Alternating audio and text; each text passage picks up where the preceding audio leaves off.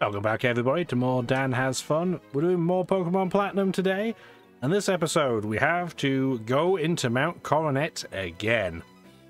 So, you thought getting through up north was a slow Mount Coronet time that required a speed up. You ain't seen note yet. We will be editing things significantly, don't you worry. So, first thing we're going to do is we are going to use a revive type product. And remember, this is Gen 4, so we can't just have it on as a favorite and have it automatically reapply. Alas, no. We have 23 super repels. I'm pretty sure I have some max repels too, so it will be fine. I brought our B-Barrel along by the rules that we've been playing. Our highest level Pokemon has gone into the box, so that is our Lucario, which is very unfortunate because it would be very helpful here, but what are you going to do? And we now need to go up here. This wall is very rocky, but conveniently you can scale it with rock climb. There's nothing in here. You'd think there would be, but there isn't. So now we are on the path that we need to go on. This is the only route you can go. You have to go via Auburg City. All the other routes in Mount Coronet do not get you here. This is indicative of what you will need. It gives you a max repel immediately. It's like, hey, you're going to need one of these, so you should probably bring some. Luckily, we have plenty. And everybody's favorite thing, the strength puzzle. Actually, I don't mind them too much. I just think it was overused in Victory Roads in previous generations. Escape rope, we will probably not need to use that, but you never know. We can go out there, but we're going to collect this item first. Cross over this very strange bridge. Like, who's paying the maintenance on that bridge? Like, which city council's paying for it? This is why I want to come down here. This is genuinely a useful TM. Unlike Sludge Bomb, which is theoretically useful, but none of our team can learn it. Rock Slide does actually have some use. However, the only Pokemon here that can learn it is Scramble. Like, how does Blissey learn Rock Slide? I get it if it was eggs coming from the sky, but it's rocks. I don't know. It's very weird. Pretty sure Lucario can learn it. I don't know if it will because we had Blaze Kick, so it might not be as useful as it would have been kind of normally. But useful coverage move for a lot of Pokemon. Rock type attacks are pretty useful. Defensively, rock type is terrible, which is kind of weird when you think that most of the rock types are defensively oriented, but it is what it is. There's also another path up there that you will notice has some broken elements to it. Let's go take a look. And our buddy comes back, who doesn't do anything for the plot again. Observe, if you will, that hole. There was once a cave painting that had blocked the way to the summit. But the wall, it is no longer there. It lies in pieces, do you see? Ever since the 3 Pokemon of the lakes have been captured, something terrible is happening.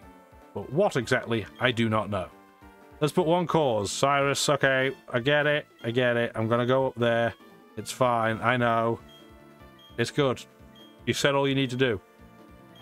He gives us the Black Flute, which, I mean,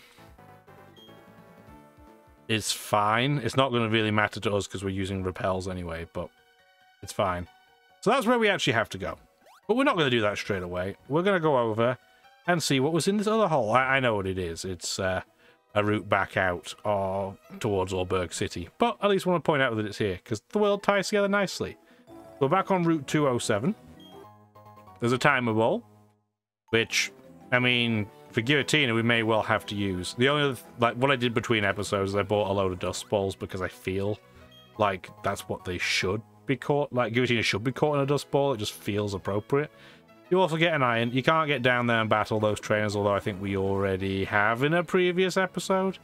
But yeah, that's how this world ties together.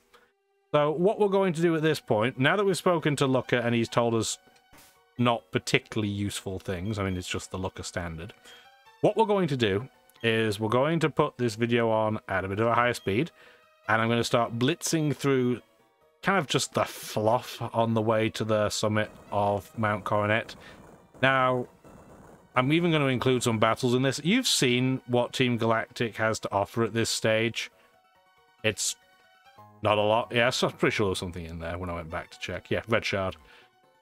Yeah, you've seen most of the Pokemon they use. They use, you know, the Krogunk family. They use the Glameow family. They use the Bronzor family. They use bats. All the standard things that bad guys use. So rather than having you have to waste through it again, I'm just going to put the speed on as we go through this door.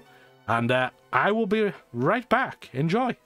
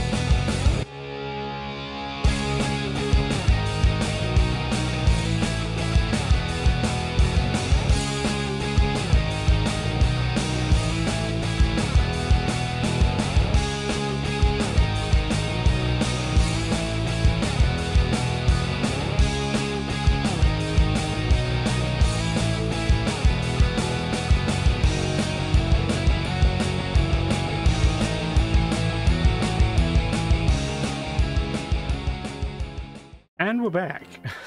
Like I said, you did not want to have that go through at regular speed. That was something like 12 or 13 minutes of just me wandering through a cave. I would have been willing if anybody wanted to see that, but I imagine nobody wanted to see that. Or at least not see it in real speed, because that would be pain. Anyway, we're here at Spear Pillar. We did save, because I don't want to have to track back here in case we poop the bed. Our boss is about to do something spectacular. Don't get in the way. Of course you will. So we're going to team up for an epic duel. By that, they just mean a double battle, just for the record. Grapes and Virtue. Go, do something. I don't know if this is going to be Earthquake or Rock Slide as its nature power ability, but either way, it's going to be fun. Survey says Rock Slide. I'd rather have had Earthquake, but that's still fine. That tiny amount of damage hopefully should be just about enough to allow Virtue to take out that Krogunk in one hit. Yeah, perfect. And we got a flinch on Stunky. That's just perfect. Couldn't have gone any better if I had asked. Well, other than it being not Earthquake, I guess. So we're going to go for a double and see if we can have that happen twice. Rock Slide's only 90% accurate, so for the fact that we had 4 hits out of 4, I'm very grateful, because your odds aren't great on that. That was a critical hit we did not need, but good for you either way, Cricketune. You're doing it. It's killing you, but it's doing it. We don't really have much in the way of options, really, at this stage. We might as well just go for as much damage as possibly can. Pedal Dance did take it out, which is really good. It means it doesn't get another opportunity to attack. But because this is Gen 4 and beyond rules, Pokemon doesn't switch in for us to hit it with Cricketune as well. Crazy thing that used to be the rule in Generation 3 double battles, where As soon as a Pokemon faints, you have to replace it with another Pokemon. Even if it means it's going to get hit that turn without having the opportunity to pick a move. Crazy that that was the way it worked, but that's how it worked. So Grunt and Grunt defeated the toughest of all the grunts. That was me. Ah, guy let some little kid beat me. Thank you, Mr. Generic. We're not capable of slowing you. We'll let you pass through and get pulverized by our bosses. So, as they have, well, I was going to say implied, but they haven't. They've just told us point blank. There's going to be more double battles. Because there are going to be more double battles that are going to be significantly more difficult than that one, we're going to put our kitty shape up front and take advantage of the fact that we have Intimidate.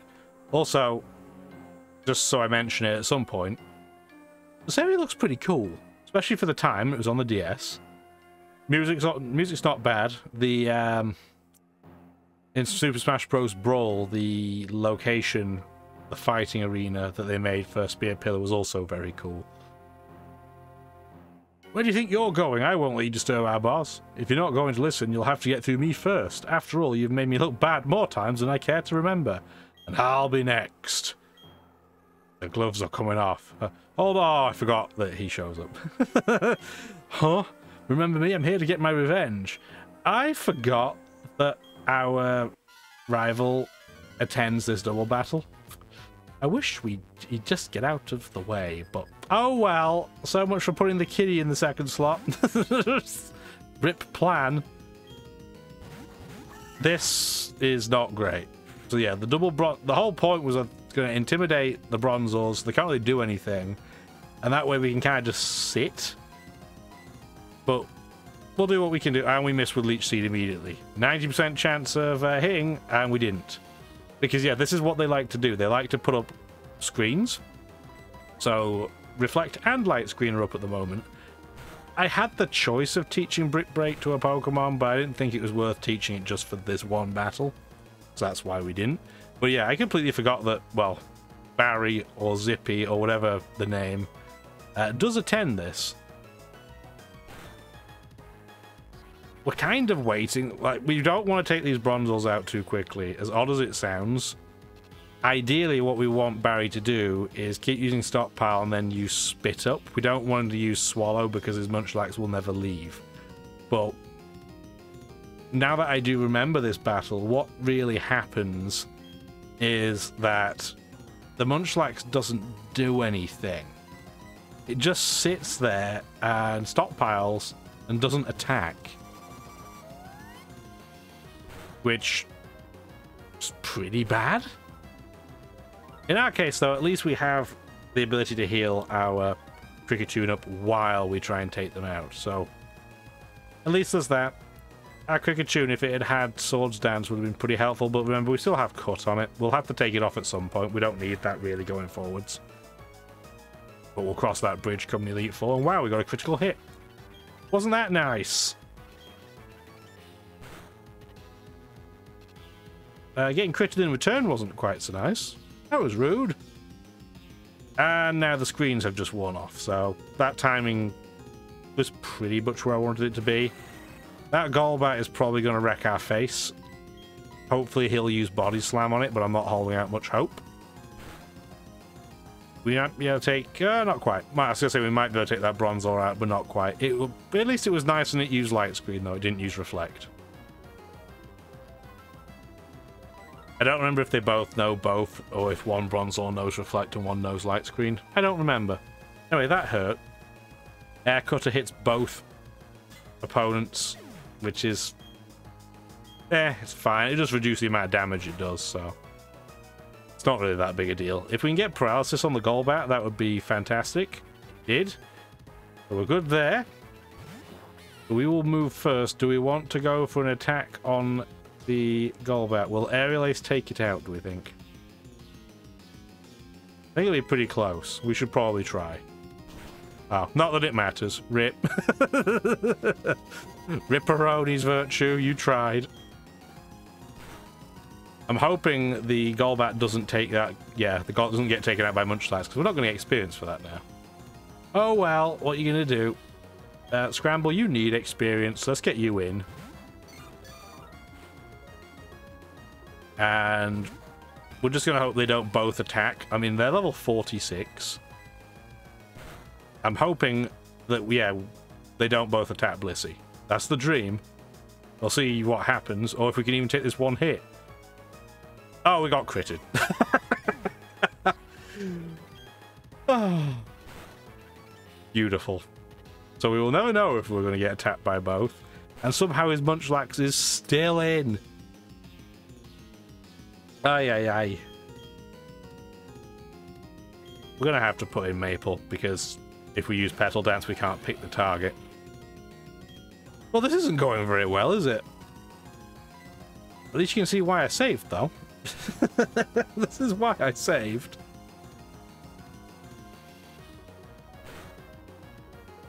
And I suspect we will be healing and saving again afterwards.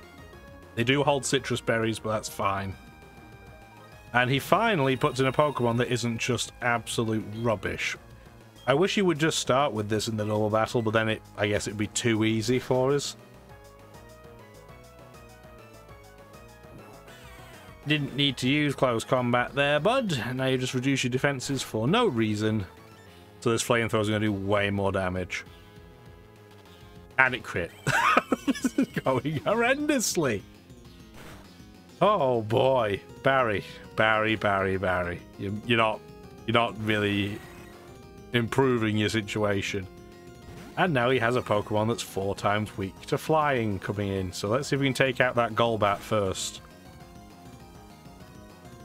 No, we don't outspeed it.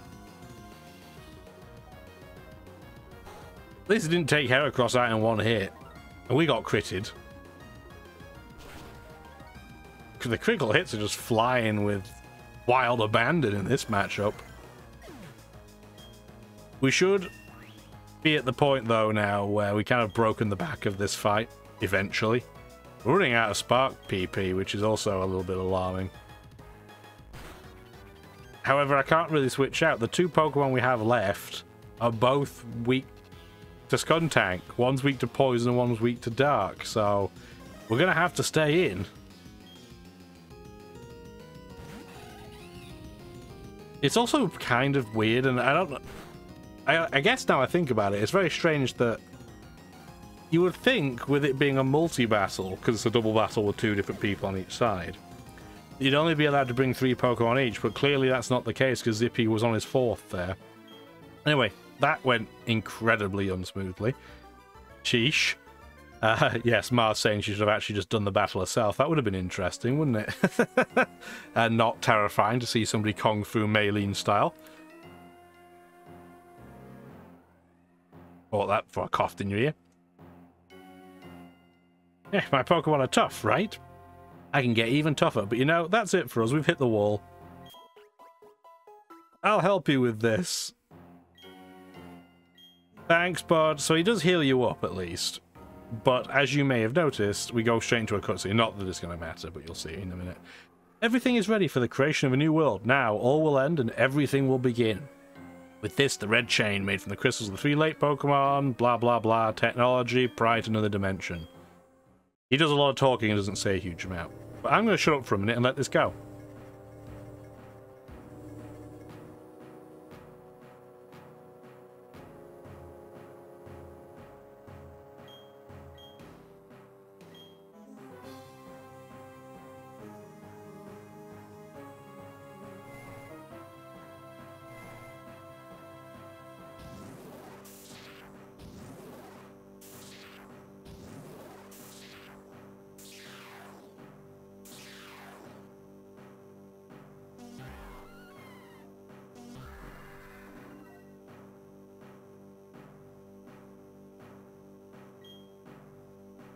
Yes, the text effect is like that. It's not my video software.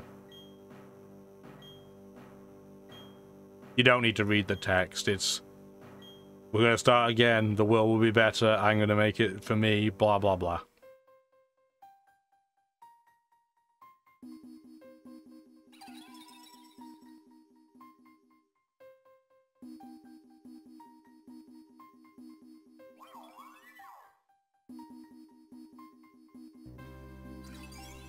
Okay, when I said I'd shut up, I clearly lied. But yes, the space cats are coming to the summit. Or whatever it is they are. I'm just going to call them space cats.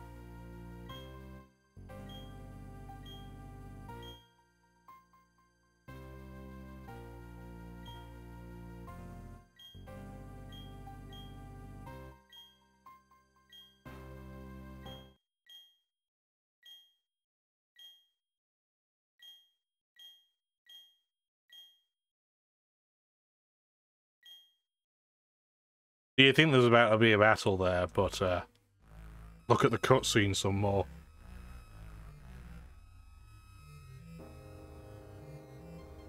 Right down here. Interesting. If I saw that right in front of me below, interesting is not the word that I would pick. It would be many words that I'm not going to say on YouTube.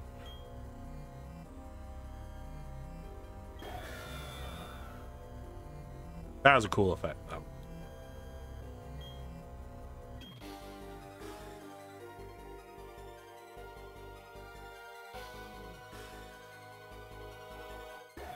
It uses clamp and destroys the screen. Now I know what my wife means when she says I can never shut up, even when I say I do. No! Go on, Space Cats, you can do it. Although we didn't want to animate them as anything other than just blobs. This Space Cat has to think about it a bit. I know. I too like a burger from Harvey's sometimes. I think that's what she said. I'm sorry it took so long. I think I finally found the answer from studying the myths. When this world was made, yes, things were created. She suffers from a bit of Cyrus-itis too, where we just get a nice exposition dump, and it's an expedition dump. That's something when you go on your travels and need to use the bathroom.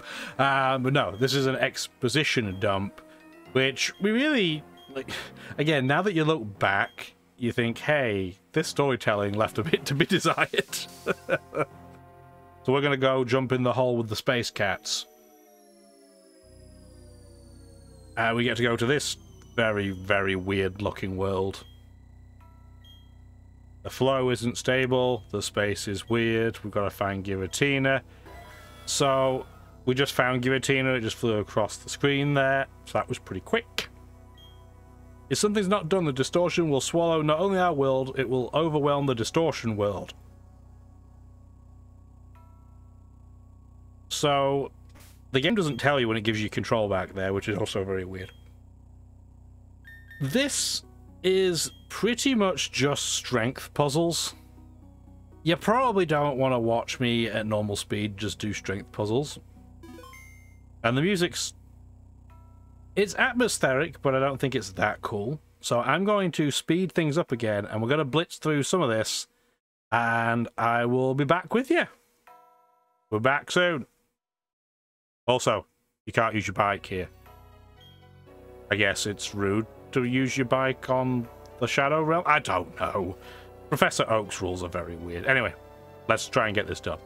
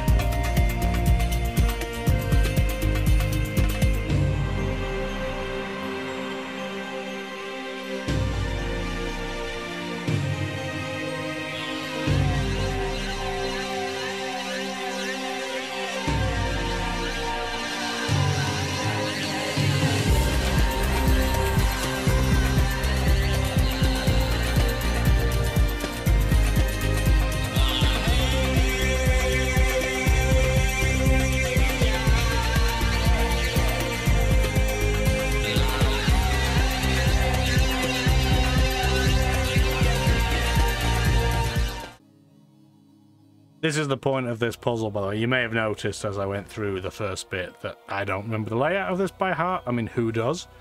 Other than, like a speedrunner or something. The whole point of this is that you see these boulders and you push them down a hole. You'll see why that's important later, but that is the crux of what's going on here. Just want to at least mention it. We will pick up again after we've pushed some more boulders through some more holes. I know, a scintillating coverage. I'll be back.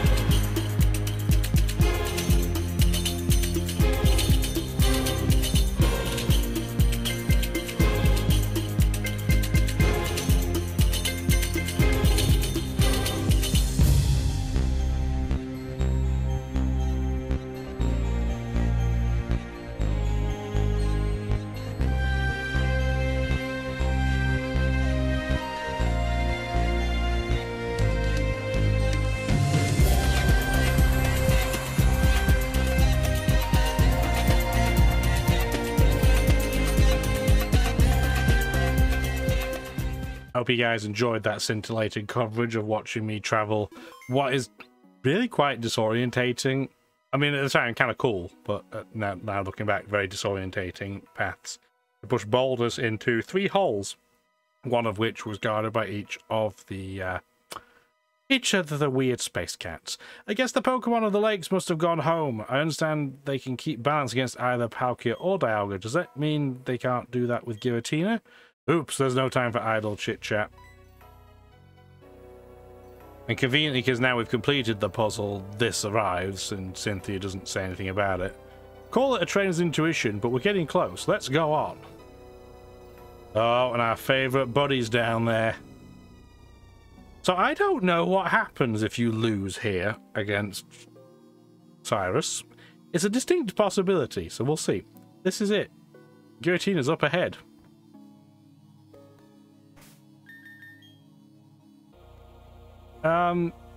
Grapes is going to be useless in the entirety of this battle, so I guess we might as well have it up front. So, you were already here, because somehow he did the strength puzzles before we did. Why do you seek to change the world? If you hate our world, you should just go off somewhere alone. Find somewhere where you can live without seeing others. And then Cyrus is like, you know, I'm too important, why should I disappear, blah, blah, blah, blah, and blah. And now if we talk to him, he just says, I won't lose, not to that shadowy Pokemon, not anybody, and the battle happens. So, Cyrus is going to be quite tricky, because he has 5 Pokemon. We effectively have 5 Pokemon because of B-Barrel. And we don't really have any good Pokemon to match up against a lot of the team that he has. Not helped by the fact I forgot that he started with Houndoom. Yeah, we don't really have anything that works against his team. So we could be restarting this battle a few times. We'll see how it goes. So Flamethrower immediately is going to hurt like a truck, and that's going to be a 2-shot, and I'll be honest with you, we've probably already lost. Why do I say that? He has a Gyarados, which we're not going to do anything about otherwise. So we're probably already toast. Virtue definitely can't take a hit against Houndoom. Grape certainly can't take a hit against Houndoom. Cheese physically can't hurt Houndoom. So we have Scramble. If I'm being completely honest, though, this is why I... Oh, it has a physical move. This is why I didn't put this in a separate episode. Because, of course we missed. I was pretty sure that we were going to lose this.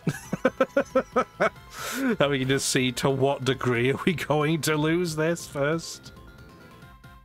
Yeah, because we don't even quite do enough there. We are going to use Shockwave. He'll heal, I'm sure.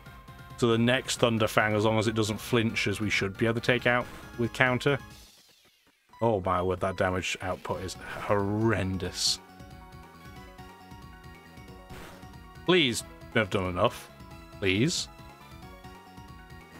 Well, we took out one Pokemon more than I thought we might. So at least that's something. Yeah, now comes out Gyarados, and we have no way of taking this out at this stage. Pretty sure it knows Ice Fang. We have nothing. We did go first, though, thanks to Quick Claw, so at least there's that, but look at the damage. That was a 4-time super effective move, and we did, what, a quarter? If that? I'm pretty sure it knows a Dark-type move, too, so Cheese is just going to get wasted. I have no idea what move gets used in the Shadow Dimension.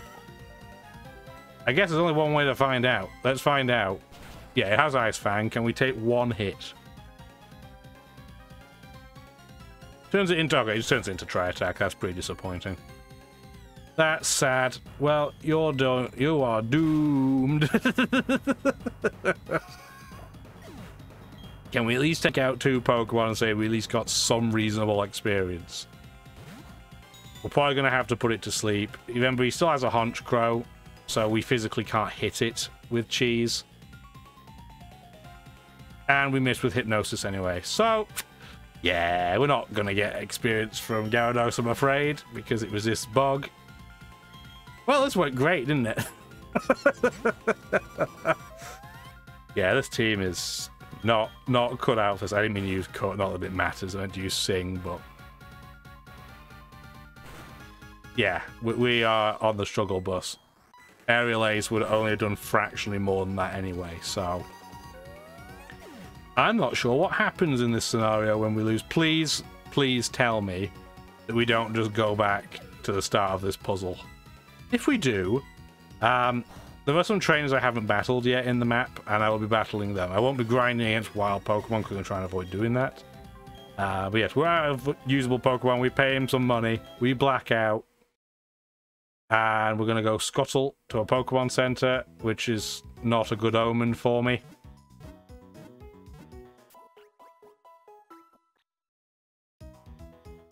And the survey says... We're back in Ormberg. Okay. Worst possible outcome there. So, what I'm going to do between episodes is go to some of the kind of more obscure routes that we haven't been on massively. Level some Pokemon up a bit, and then I will be back. We still have to deal with the problem that no matter how we do it, we're going to have B-Barrel on our team. Because we need Surf, and we don't have a Water type. So we have no choice. We're going to have to bring a HM Slave with us to the fight again. And based on my rules, obviously the highest level Pokemon is the one that we don't take with us. So I'm going to have to do some maneuvering to make sure that the Pokemon we don't take with us is going to be probably the one that's the least useful. So yeah, that's things to consider. So just so you know what I'm going to do between episodes, we're going to come down here to Route 220 and 221. There's some trainers there. We're going to go handle those. Start at that point. There are some trainers that I've just skipped. Not a huge number of them, but I have skipped a few. And we're also going to go over here in Route 212. It's a very, very wet route, and we didn't really touch it. Mainly because you don't need to. It's a really strange route. You never have to come here. So we're going to go deal with that, and there's nothing of any plot relevance. There's Mr. Backlot, who has like a little grassy area with some unique Pokemon. Well, unique to the other spawn locations in this game. So we're going to go deal with that as well. So hopefully you've enjoyed the video. That went about as badly as we thought it was going to. What level do you think we're going to have to be before we can beat him? Put your guesses down in the comments below what the average level is going to need to be. Appreciate your time. Have a wonderful rest of your day. Bye now. Thank you for watching the video, and if you'd like to see more, feel free to stick around.